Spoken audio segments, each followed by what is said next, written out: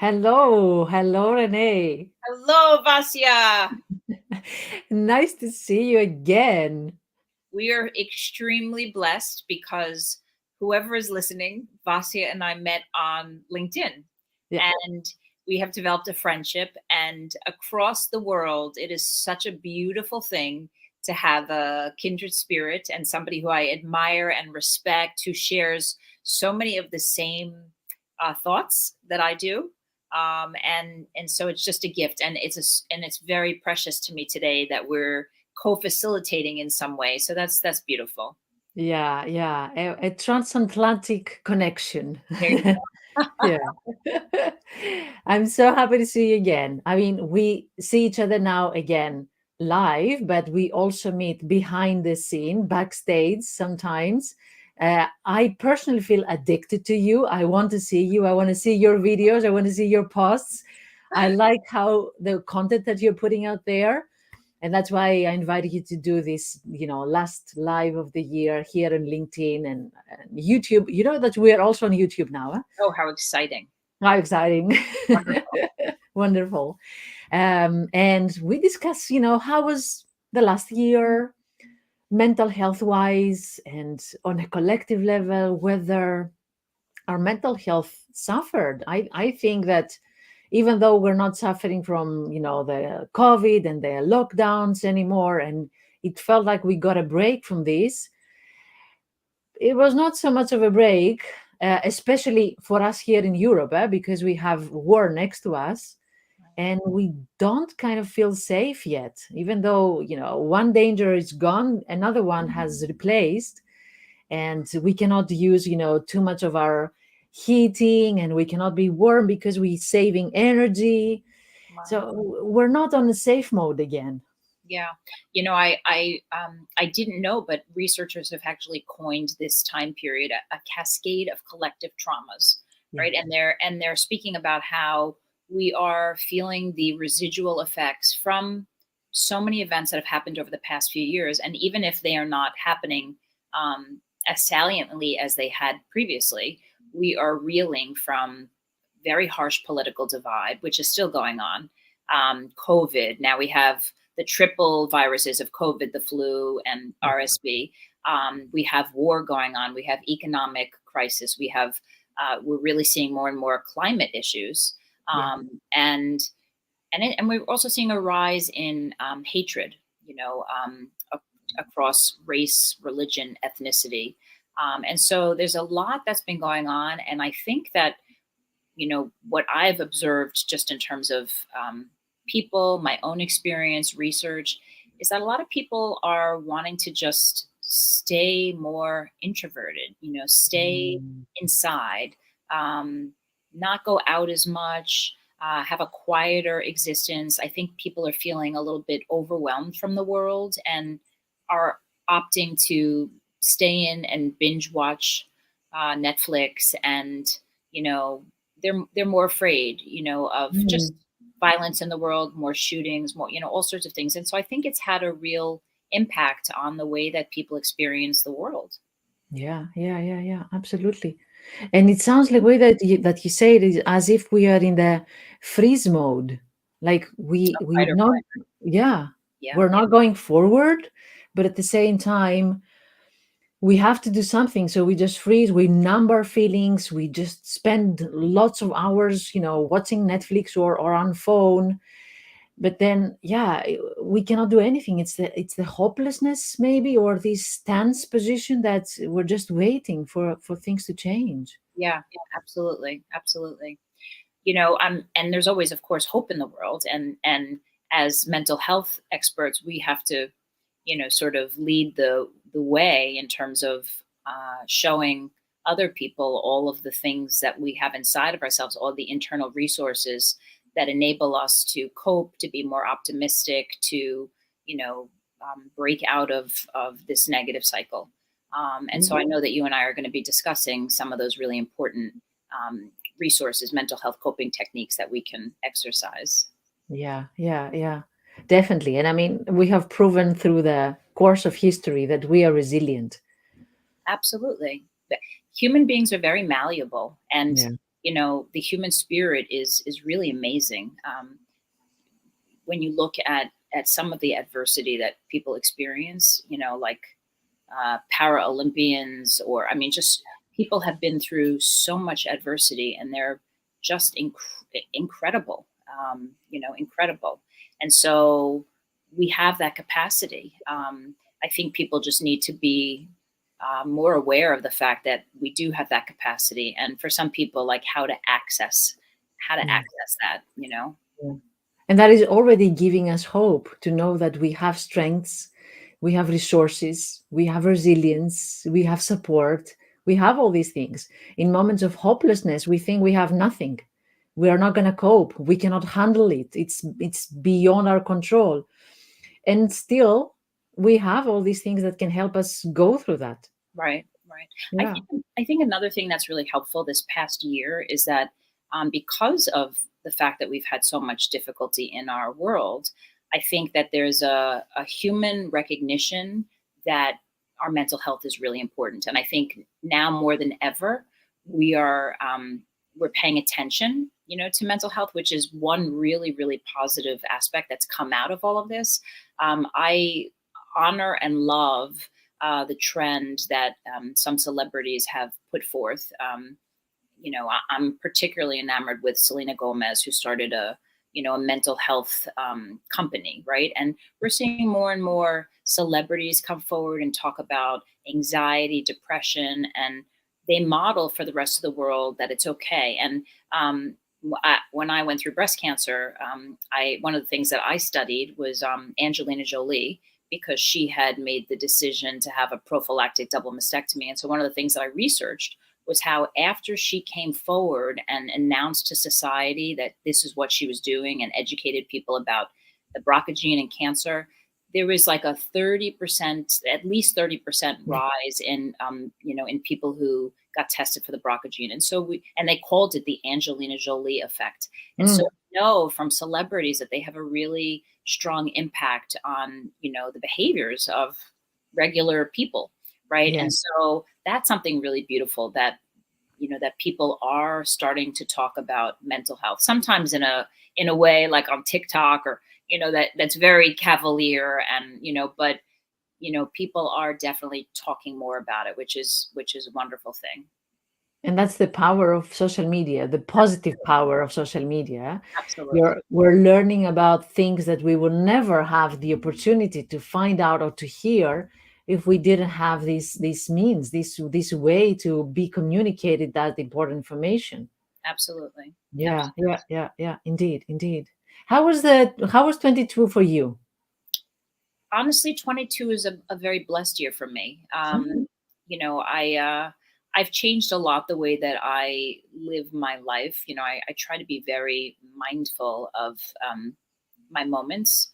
And so it's been a good year, and I feel very blessed. I've had other years that have not been so good. So Mhm. for me, 2022 has been a beautiful year.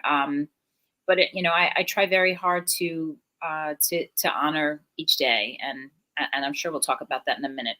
How about Yeah. for you? How was 2022 for you? It was interesting. Um, and I say interesting because, I also got out of my comfort zone. I learned new things. Yeah, I'm an entrepreneur. I'm living in a country which is not my home country. yeah, So every day I have to calm my brain that says that you're not safe, and at the same time, uh, be outside of my comfort zone and learn and grow and expand. So it's this dual nature of the life that I live. And I say interesting because, of course, I have experienced some losses. Some of my friends and clients, they announced to me that they are going through, as you said, breast cancer. And that was for me something very overwhelming. And I was looking for ways to support them while at the same time I was trying to manage my own anxiety over that. mm, At the same time, I enjoyed growing my business. More colleagues, more therapists, psychologists entered my company, and we're helping even more people. We're connecting even more. So it was, as always, good and bad, as in absolutely, life. Yeah, absolutely. Yeah. yeah. Absolutely. There's always obstacles and adversities that we experience on a day-to-day basis. So I guess when I look collectively at the year, I think in general, it's been a pretty good year. Yeah. And for me, as I said, I've had years that have been, really, really challenging. And I remember certain years where it was December 31st at 11:59, and I was like, goodbye, on to the next. Right. And so, Yeah, yeah. yeah, So yeah, yeah, yeah, yeah, yeah, yeah. What do you think? Let's now talk about 2023.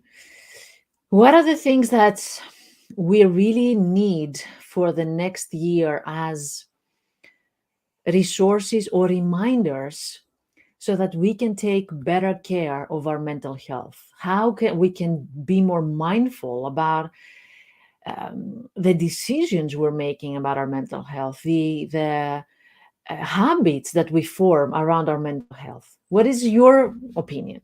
I feel like we have enormous control, even though sometimes we don't perceive that we have enormous control. And for me, um, the mind and the body are very, very connected. And I feel like we set ourselves up for a more meaningful, fulfilling, happier, healthier life from literally the moment we wake up. And I feel like it comes down to intentional daily practices. So for me, when I was a little girl, I learned a prayer. Whether you're religious or not, it doesn't matter. It doesn't have to be a prayer, but like I learned a prayer that the moment you open your eyes, you thank God, the universe, whatever you believe in, for what you have. And the prayer literally says like, thank you for letting me get through the night. That's kind of the prayer, right? Thank you Mm, for letting me get through the night and starting a new day. And so, it's something that I've said my whole life, and it's always like, I never knew what it meant, right? mm, But as I've gotten older, it's a very intentional thing that the moment I open my eyes, I do. I'm extremely grateful. I look at my husband snoring next to me. I look at the sun. And before I even step out of bed, I have already announced to myself multiple things that I'm grateful for, even if even if I have something negative going on. And so even stepping, before you even step out of bed, even if you have things going on, you set yourself up for a brighter and more optimistic outlook because you've already seen how much you have to be grateful for. And we yeah. can all struggle.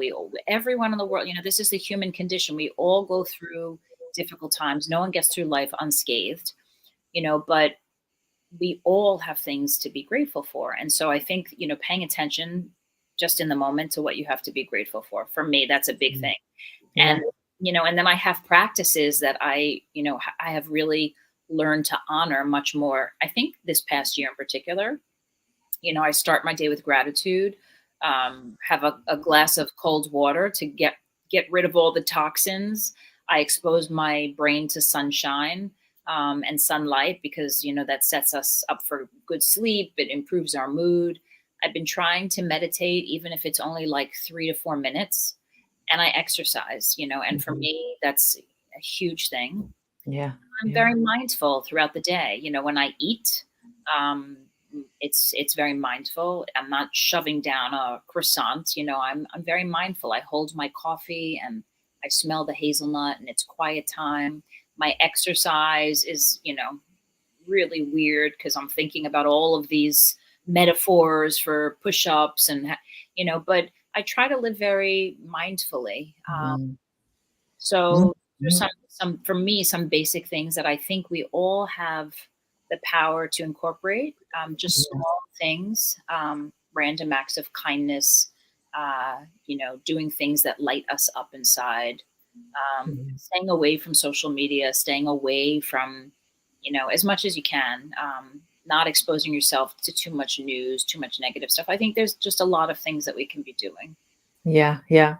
And you said all these beautiful things, but also you said something else in the beginning, which is more like a background strategy, more metacognitive strategy, which is you said that sometimes we say these things that I need to be grateful, blah, blah, blah, blah, blah. And we kind of dismiss it in a way, come on, is this gonna work? Is this gonna change my life if I'm grateful? It sounds too simple, too or simplistic even. And I've heard it many times from people that they expect something that will help their mental health, and that something should be fireworks, should be something very difficult to do, should be something very complicated to do, and that will explain why it will help our mental health. But the reality is that it's in the simple things. It is It's necessary. in those couple of seconds that you will just, be grateful for your husband snoring. It will be in these couple of minutes that you will just practice meditation. It doesn't need to be fireworks.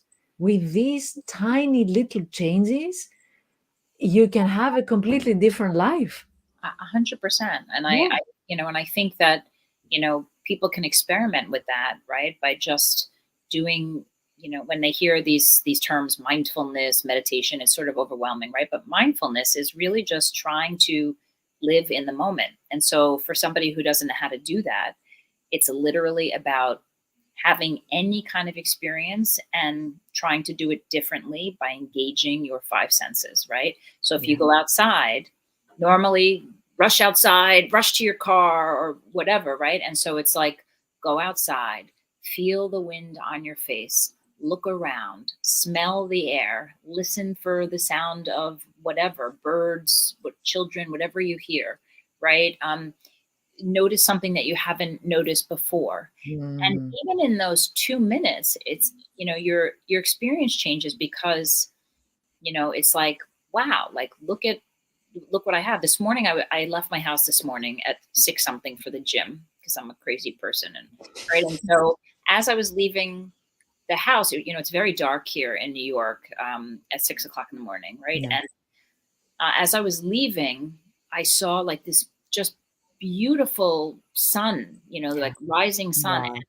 And it was this moment where like I felt like I had all of the gifts of the universe to myself, right? I was like, and my capacity to see how lucky I was just to have that sunrise. It was like I was like, if everybody could just sit here and see this Yeah. gift, Yeah. right? Yeah. Yeah. It was like a secret that I had that, that it was like, wow, like look what I get right now. And it's like I really did see it as I'm so blessed this morning to just see this beauty, right? Yeah. And so I think that, when we start to see that, there's that old adage that says when you look at things differently, the things that you look at will change, right? It's like Mm, mm, mm. you have to start to see things in a different way in order for things to be different. Yeah, yeah. I have the same experience when I walk in nature. We have a big park next to us. And even though I've walked this park so many hundreds of times, every time I go there and I just connect with the trees and the nature around me, and I hear, the leaves and the birds and the sound of the leaves when I step on them, I feel so honored that nature allows me to walk Yeah, in it. I absolutely. feel so honored that, oh my God, I'm so lucky that I get to see that. Even though it sounds very silly, that's it. It's a very connecting experience for me, and I feel very different when I come back from this work. Absolutely. Yeah, nature is a Yeah, big thing nature is where I center myself. yeah, And in terms of stress reduction, for whoever's listening, right? Like nature, getting out in nature has been proven, in every single scientific yeah, journal. Just being out in nature calms us, it recharges us, it can make us relaxed, it can make us, pay attention to the moment. And so nature is a very calming force. And then even we know biologically, getting out in sunlight, in the morning is really important because it resets your circadian rhythm, right? And it improves your mood. And particularly out here in the Northeast, right? We have daylight savings time. And so, seasonal affective disorders are a real thing here. People, at 4:30 in the afternoon, it's dark out, yeah. and people are like, wow, this is depressing. Right. And so getting out in sunlight, is so important. Yes, absolutely, absolutely.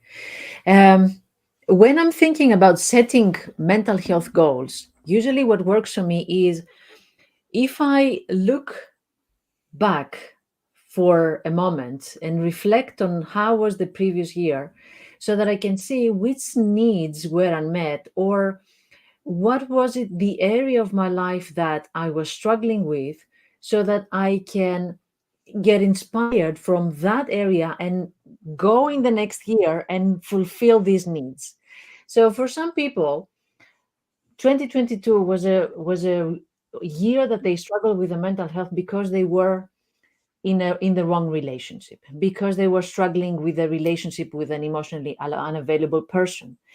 And now for them, it's a year when they want to get out of there, to heal themselves, and to try to find the person that they would feel respected, protected, supported, and nurtured again. So, taking this inspiration from last year to next will lead to the goals of next year. For some others, it can be last year was a year where they struggled with a workload or with lack of work-life balance. So now that gives them the signal, very strong signal, that now it's a year that you're protecting your mental health because you're setting boundaries, because you're protecting your private life, your connections, your people, your hobbies, whatever it is that gives you energy. For other people, it could be the lack of direction and purpose last year. And now it's the year that they try to find meaning again in life. Right. What is it that gives me meaning? And that will be something that will protect their mental health and strengthen their mental health. Absolutely. When you speak about boundaries, I'm reminded of another important goal, which is just to always be asking yourself the question, why am I doing this? Yeah. Whether it's a social engagement or a work function or whatever it is, why am I doing this? And I think that when you ask those questions, it whittles you down to your true meaning, like your more authentic self. And sometimes we sign up for things because we're supposed to or because it's expected of us. And I've been finding myself reneging on a few more social events because I simply would rather be with my family.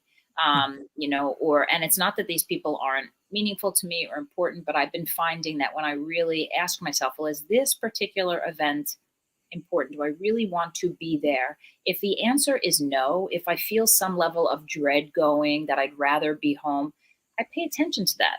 Yeah. And I listen to that. And I think that that's like a really important balancing act that we all need to do, because so many people get usurped by other people's wants and needs of them. And I Yeah. think that's a big way where we suffer. Uh, Yeah. And you already said so many goals that for some people could be exactly what where they are. So some people will be at the point that they are now learning to say no, but some of the people are now at the point that they're learning to just realize what they want. mhm. So for you, it's clear that, yeah, I know how to say no, or it's clear what I want. But for some others, it will be like, wait a minute, I have never had the space to look at my needs, to look at my likes and my dislikes. Wait a minute, I need to stop for a moment and figure out what happens with me and what I want and what I don't want. Who am I? So these are all goals. And depending on where you are on your journey in life, that's where we each one of us focuses. Somebody focusing on saying no, somebody focusing on not feeling guilty when they're saying no, That's right. somebody focusing on who they are, and somebody focusing, as you say, in, yes, I'm saying no, and I stand by it, and I'm going to do it even more if it needs to. Yeah, I think that metaphor of like sort of life on a continuum, I use a lot with the people with whom I work, right, who struggle with anxiety or depression, because this is a human condition. We all struggle in life, right? Nobody, as I said, gets out of this life unscathed. Unfortunately, we all will lose somebody we love. Unfortunately, we all will go through periods of time where we experience sadness or anxiety, and we're all at different places on the continuum, but we're still on the same continuum. And sometimes we may be really far down on the number line, and other times lower on the number line. And that depends on so many variables: our genetics, our coping resources, where we're at in our lives, our social support, like so many different things. But we all are in that same space. And so, I think that there's much more that connects us than divides us. Um, right. And so it's the understanding that we all experience these things, but we're just at different places. Yeah, yeah, yeah, yeah. Indeed, indeed. And I'm going to use the word that you just said, the connection.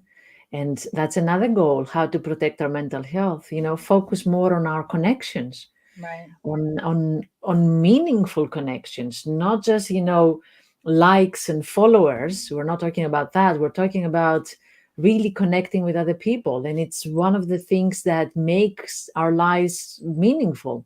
Yeah, and I do think that there's, somewhat of a negative trend in society where people are, as I mentioned previously, staying in more, um, Mm, and using their electronic devices more, and spending more time on social media, and having many, many more um, electronic connections, but far fewer meaningful connections. And I think that that's definitely a real thing that we need to collectively talk about and collectively work on, because um, even when we look at generation of children growing up, children who, there are children who are literally basing their sense of self on how many likes they get. That's the yeah, only vernacular that they know. And if I was in that time frame where I was growing up and I was, figuring out who I was based on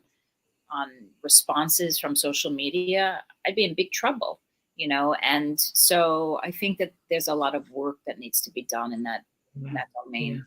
yeah, yeah, yeah, yeah, yeah. And maybe a goal that we would like to more specific, let's say, action that we can take the next year in regards to protecting ourselves from this influence of social media, is maybe plan a couple of days a month to digital detox.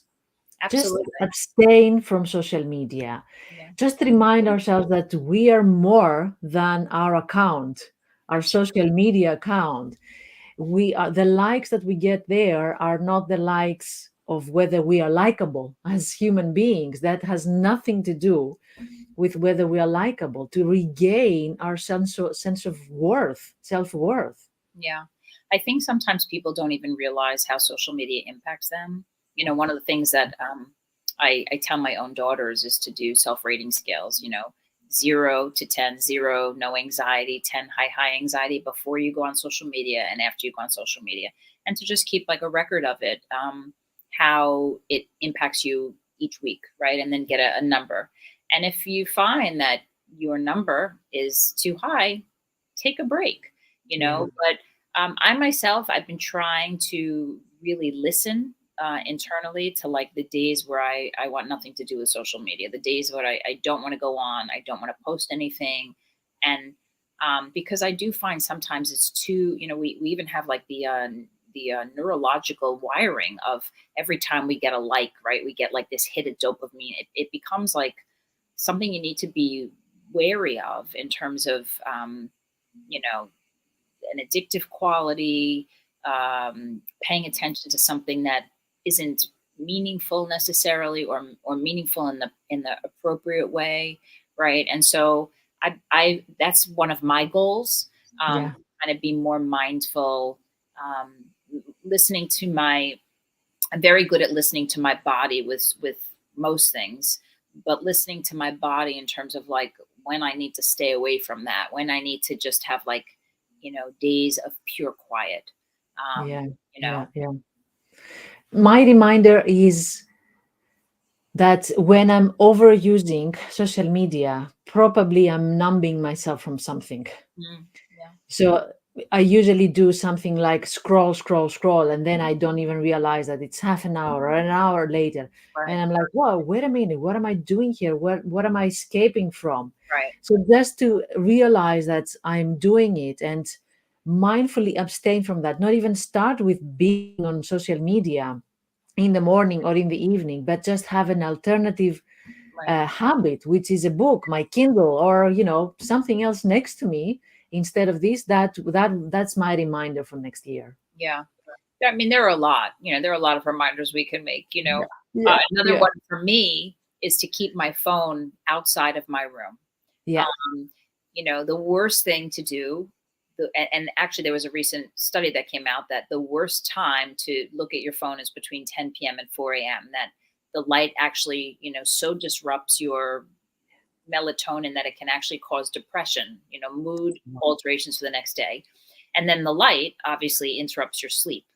So I'm one of those people who definitely wakes up at 3 o'clock in the morning. I know you and I spoke about this, right? Yeah. So as much as I know it is the worst thing in the world to go on your phone, there are some nights where I'm like, right, I'm trying very hard to go back to sleep. And I also get ideas in the middle of the night. It's Yeah, like my brain comes up with good ideas sometimes. And so I'll just grab my phone and just quickly jot something down in my notes. But even the light is no yeah, good, right? And so I feel like it's just best to like put it out of the room, you know? yeah, yeah. I agree. I totally agree. And also, don't forget our vitamins, especially in the winter. Oh, I'm a big vitamin person. Yeah, yeah. Yeah. Especially vitamin D, because when I moved here to the Netherlands, I had no idea that the vitamin absorption by my body would alter so much. And Absolutely. then when I noticed that my energy was low and I was feeling more sad, more depressed, more, like, yeah, slow. And then I had a blood test and we realized that my vitamin D was also almost non-existent. I was like, whoa, Yeah, it's nobody had told me about that. very important. Also probiotic, they're talking now about how it's the mind gut connection, and Yeah. probiotics are so important. I'm a big clean eater. I Mm. talk a lot about nutrition and not eating processed foods, and also being in moderation. I go for the 80-20 rule, Yeah. mostly healthy, but when your body wants Skittles, have the Skittles. And Yeah. so, but food makes an enormous difference in how we feel, an enormous difference.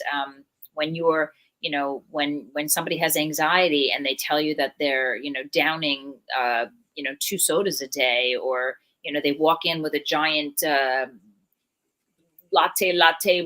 mocha, whatever, right? With sugar, it's like, Yeah. this isn't helpful. And No. so, yeah, looking at the whole mind body connection, how our food is impacting our functioning, all of that, our exercise, all of that. Yeah. Yeah. And to wrap it up, more or less in the same way that we started, and also taking these, being inspired or from what happened the last few days with tweets. Uh, what we need to remind ourselves is that if we try all these things and then it still doesn't get better, ask for help. I mean, Absolutely. social media have helped into removing stigma around mental health or asking for help. And if nothing else works, then let's remove this barrier that says that if I'm asking for help, I'm not strong enough, or I am stupid, or I should be ashamed, or I'm silly. Asking for help is the best thing that we can do in regards to our self-care. It's the best thing that we can do. It's the best act of self-love, actually, asking for help. Absolutely. And it goes back to put your own oxygen mask on first before you could help anyone else. 100%. Exactly. Exactly. Thank you so much. Vasia, always love being with you. Yes, I don't yes. actually care if a soul was listening. I so enjoyed my conversation with you. I always do. I always do. So it's so nice.